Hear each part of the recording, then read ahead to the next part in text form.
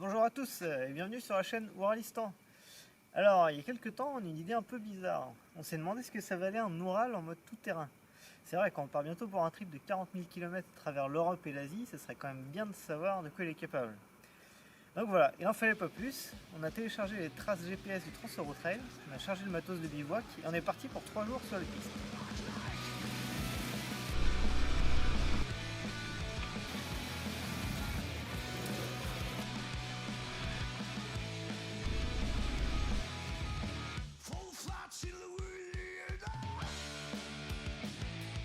Bon alors pour la première journée, on est parti de Monza, dans le Puy-de-Dôme. Alors pourquoi ce bled en particulier? Parce que c'est là que vit Daniel Winter, c'est une sorte de gourou de la marque Oural. Il tient un garage qui est connu un peu dans toute la France. Voilà, on se met en route, on commence les premières pistes et là c'est du pur régal.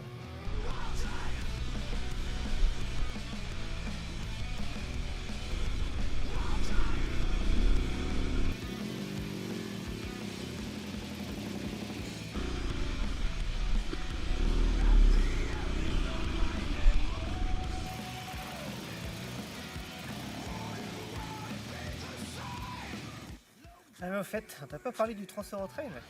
Alors en fait c'est des motards passionnés de voyage et de tout terrain qui trouvent des sentiers un peu partout en Europe et qui mettent les traces GPS à dispo gratuitement.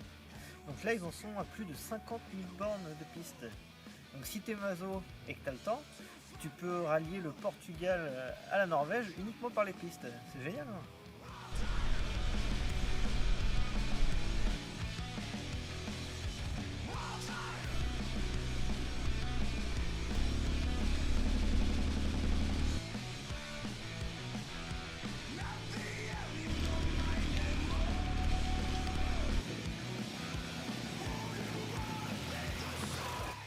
Alors ce qu'il faut pas oublier quand tu roules sur des pistes du Trans-Eurotrail, c'est quand même que tu es sur route ouverte. Donc il faut rester vigilant parce que des fois tu vas croiser des marcheurs, des vaches,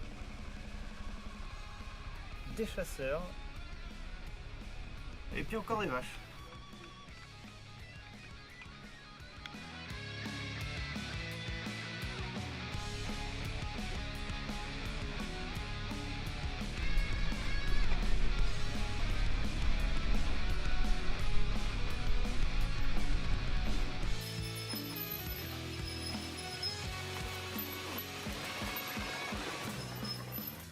Bon alors comme vous avez pu le voir, on n'a pas un rythme très soutenu avec l'Oural.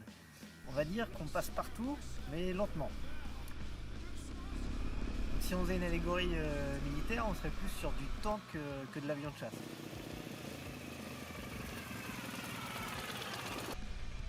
Il est donc rapidement temps pour nous de poser le campement. On fait un coup de Park Fortnite et on va se poser à Hérisson. Bled magnifique.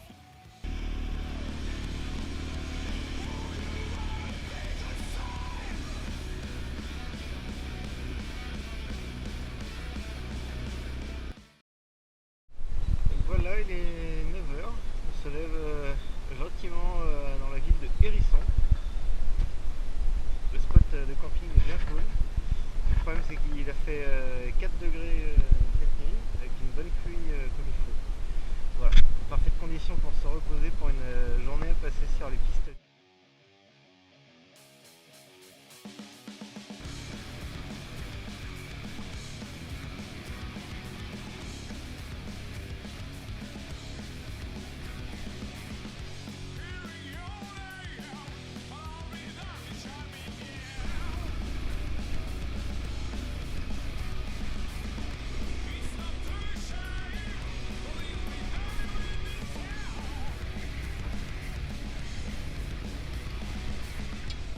Donc là on est en plein milieu de la forêt, dans un petit passage un poil technique on va dire avec l'Oural, mais super funky. Donc voilà, je vous laisse voir.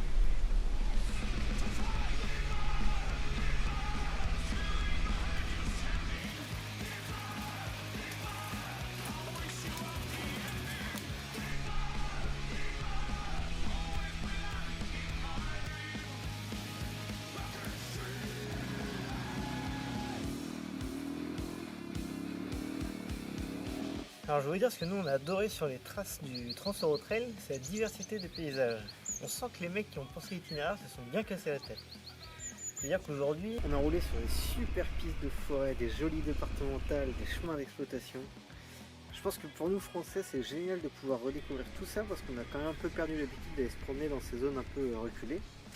Et pour les étrangers, ça offre un bel éventail de ce que la France a à offrir en termes de paysages.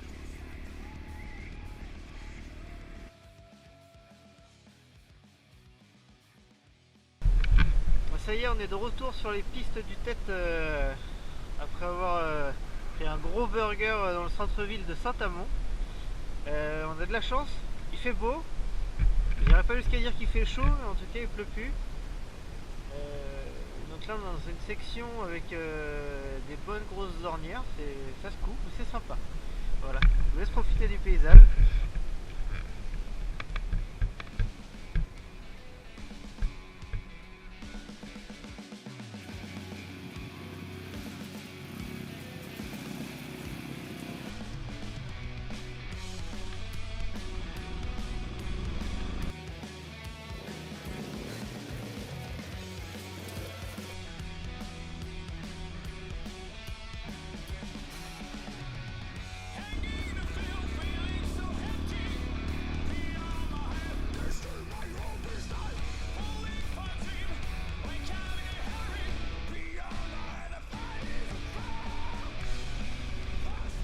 Là on est en pleine forêt, pas loin de la ville de Bondy, au nord de Saint-Amand quelque chose.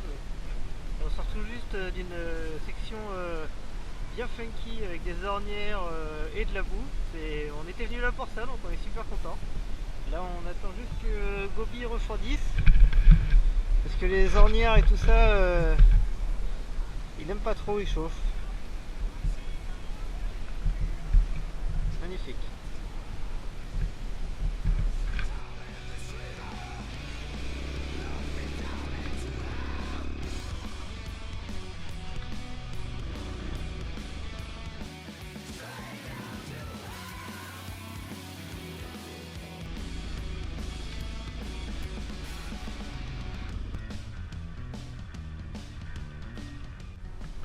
Bon alors ça peut paraître tout con, mais juste un tronc d'arbre au milieu de la route, bah, ça peut bien nous faire chier.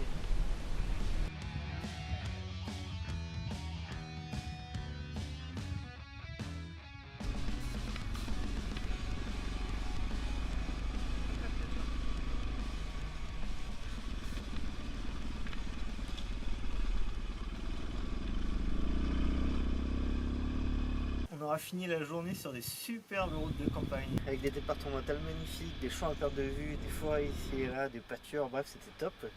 Un coup de Park Fortnite et on se pose au camping municipal de Dain-sur-Oron. Le spot est juste magnifique. Et après on part visiter une attraction bien locale, mais ça c'est une autre histoire. Là on vient de se lever pour notre troisième et dernière journée sur les pistes du Trans-Euro-Trail. Il doit faire un petit 8 degrés, un truc comme ça, peut-être un peu moins. Autant dire qu'on va être bien content ce soir de retrouver notre petit lit douillet.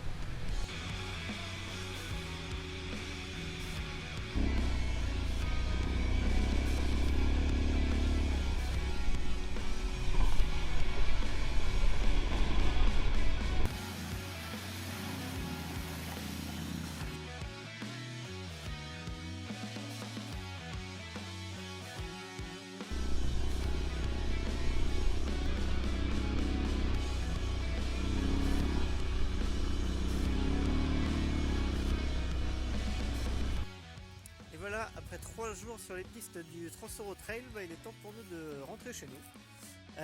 Merci à tous nos sponsors, XTEM Moto pour les combinaisons, sans quoi on se serait bien caillé les nuits. Merci à SW Motech pour les sacoches étanches qui sont juste indispensables sur ce genre de road trip. Et à Aideno pour les pneus, là, K37, qui nous ont bien sorti de grosses galères. Merci à vous de nous suivre et à bientôt pour de nouvelles aventures.